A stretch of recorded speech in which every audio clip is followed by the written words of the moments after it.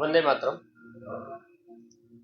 આજનો દિવસ ખૂબ જ અનેરો અને જેનું મૂલ્ય જેટલું આંકે એટલું ઓછું. આપણી શાળાનું નામ the Cambridge school Dindoli branch, જેની ટોટલ 3 બ્રાન્ચ છે: the Cambridge school Kamrej, the Cambridge school Dindoli અને ધ કેમ્બ્રિજ સ્કૂલ ગોડાદરા.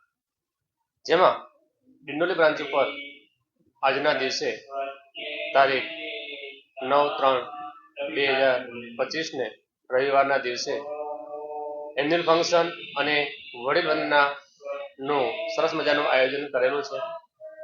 વડીલ વંદનાનો કાર્યક્રમ રાખવાનો મુખ્ય હેતુ કે જેના લીધે ભારતીય જે સંસ્કૃતિ છે જે બાળકો બોલાય નહીં, માતા પિતાનું મૂલ્ય શું છે જે બાળકો જાણી શકે અને કાયમી ધોરણે ટકી રહે.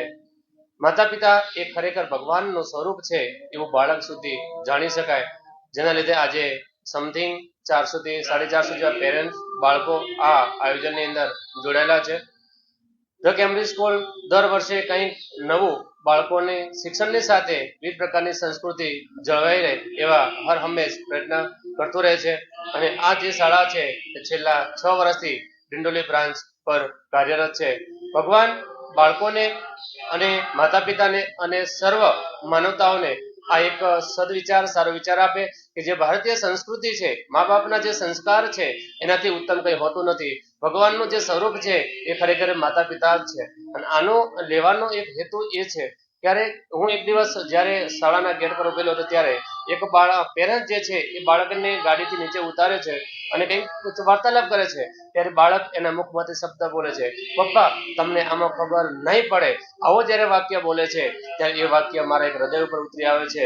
અને તે દિવસથી મેં નક્કી કર્યું કે આ બાળકને શિક્ષાની સાથે સંસ્કાર મળવું ખૂબ જ અનિવાર્ય છે. માતા પિતાનું મૂલ્ય શું છે એ મળવું ખૂબ જ અનિવાર્ય છે. અને એ દિવસથી મેં નક્કી કર્યું કે આ બાળકો માટે વડીલ વંદના કાર્યક્રમ રાખવો એ ખૂબ જ જરૂરી છે. અને આ વડીલ વંદના કાર્યક્રમની અંદર જિજ્ઞેશભાઈ માંગુકિયા એ સરસ મજાનો કાર્યક્રમનો 1 કલાકનું આયોજન કરે છે. અને એક વડીલોના કાર્યક્રમ પૂર્ણ થયા પછી એન્યુઅલ ફંક્શનની શરૂઆત થશે, જેની અંદર વિવિધ પ્રકારના નવ ડાન્સ છે, વિવિધ પ્રકારની કૃતિઓ છે, માતા પિતા શું છે એના વિશે સરસ મજાનો વાર્તાલાપ છે. એટલે જેના કારણે આપણે જે જૂની સંસ્કૃતિ છે, બરાબર, માતા પિતા વચ્ચેનો ભેદ શું છે આ બધું જ જાણી શકે, બાળકની અંદર એક શિક્ષા મૂલ્ય જળવાઈ રહે. આવું બધી બાબતોને ધ્યાનમાં રાખી અને સરસ મજાનું આયોજન કરેલું છે. જય હિન્દ, જય ભારત.